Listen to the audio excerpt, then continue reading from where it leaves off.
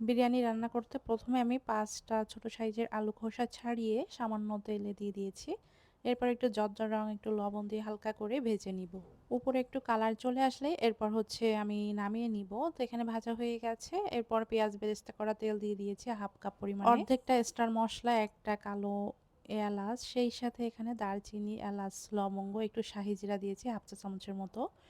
পেঁয়াজ কুচি 1/2 কাপ পরিমাণে, আদা রসুন বাটা 2 টেবিল চামচ পরিমাণে, কাঁচামরিচ বাটা দিয়েছি 1 টেবিল চামচ পরিমাণে, 1/4 কাপ দুধ দিয়েছি। এরপর ভালো করে মশলাটা কষিয়ে 1 চা চামচ ধনিয়ার গুঁড়া, 1/2 চা চামচ গরম মশলার গুঁড়া, 1/4 কাপ পরিমাণ টক দই দিয়ে ভালো করে মশলাটা কষিয়ে নিয়েছি।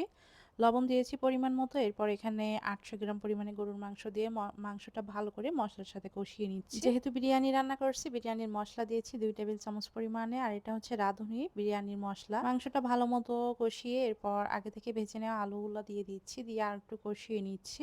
ঝটপট বাসায় মেহমান আসলে আমি কিন্তু এভাবে করে বিরিয়ানি রান্না করি। আর বিরিয়ানির মাংসটা যেহেতু রান্না হতে দেরি হয়, এর জন্যই হচ্ছে প্রেসার কুকারে মাংসটা দিয়ে আমি দ্রুত সিদ্ধ করে নিব। এতে আমার সময়টাও বাঁচবে, সেই সাথে মাংস দ্রুত সিদ্ধ হয়ে যাবে। প্রেসার কুকারে দিয়ে আমি এখানে 1.5 কাপ পরিমাণে নরমাল পানি দিয়ে ঢেকে রেখে দিব। 5 থেকে 6টা হুইসেল দিলেই আমি নামিয়ে নিব। আর এই যে আমি ঢেকে দিয়ে দিচ্ছি। আর মাংসটা সিদ্ধ হয়ে গেলে আমি একটা হাঁড়িতে ঢেলে নিচ্ছি। এরপর আরেকটু ঝোল ছিল, সেটা কমিয়ে ভুনা ভুনা হয়ে গেলে নামিয়ে নিব। এরপর বিরিয়ানি চাল ভেজে নিব। এর জন্য 1/4 কাপ পেঁয়াজ বেরেস্তা করা তেল দিয়ে দিয়েছি, 3 কাপ পরিমাণ পোলাওয়ের চাল দিয়েছি, আর স্বাদ মতো বা পরিমাণ মতো লবণ দিব। দিয়ে এখন ভালো করে এই চালটা ভেজে নিব। পোলাওয়ের চাল সুন্দর মতো ভাজা হয়ে গেলে খুব সুন্দর একটা ঘ্রাণ বের হবে। এরপরে এখানে আমি আগে থেকে জ্বালিয়ে ঠান্ডা করে নেওয়া দুধ দিয়ে দিব 1 কাপ পরিমাণে। সাথে আমি 4 কাপ পরিমাণে পানি দিয়ে দিচ্ছি। টোটালি 5 কাপ পরিমাণে দিয়েছি। 1 কাপ পরিমাণ পানি আমি কম দিয়েছি, কারণ বিরিয়ানি যে মাংস রান্না করেছি সেখানে এখনো ঝোল আছে, আর সেই ঝোল দিয়ে এই চালটা ভালো মতো সিদ্ধ হয়ে যাবে। আলু বোখারা দিয়ে দিচ্ছি 5 থেকে 6 টুকরা। এরপর কাঁচামরিচ দিয়ে দিচ্ছি আস্ত বেশ কয়েকটা।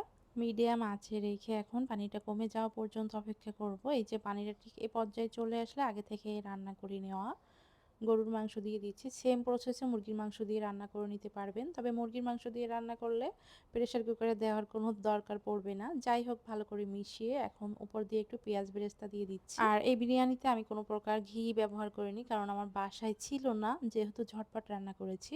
এখন নিচে একটা তাওয়া বসিয়ে 10 মিনিটের জন্য আমি দমে রেখে দিয়েছিলাম। আর 10 মিনিট পরে এটা ভালো মতো এখন আমি উল্টে পাল্টে নিচ্ছি। এতে করে উপর নিচ করে নিলে চালটা পারফেক্টভাবে সিদ্ধ হবে। আর যেহেতু আমার বাসায় এই উপকরণগুলো ছিল, এজন্য রান্না করেছি। আর ঘি ছিল না, এই কারণে আমি ঘি দেইনি। বাসায় যদি ঘি থাকে আপনারা দিয়ে দিতে পারবেন এই পর্যায়ে। আবার একটু পেঁয়াজ বেরেস্তা দিয়ে দিচ্ছি, দিয়ে আবারও 5 মিনিটের জন্য একদমই লো আঁচে রেখে দিব। চালে মাংস মেশানোর পরে চুলোর আঁচটা একদমই লো আঁচে রেখে তারপর বিরিয়ানিটা রান্না করবেন।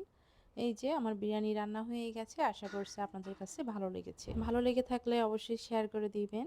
নতুন কোনো রেসিপি নিয়ে আবারও চলে আসব। আর যেহেতু সামনে রমজান মাস, রমজান মাসের ইফতারিতেও কিন্তু আপনারা এইভাবে করে বিরিয়ানি রান্না করে নিতে পারবেন। সবাই ভালো থাকবেন, সুস্থ থাকবেন। আল্লাহ হাফেজ।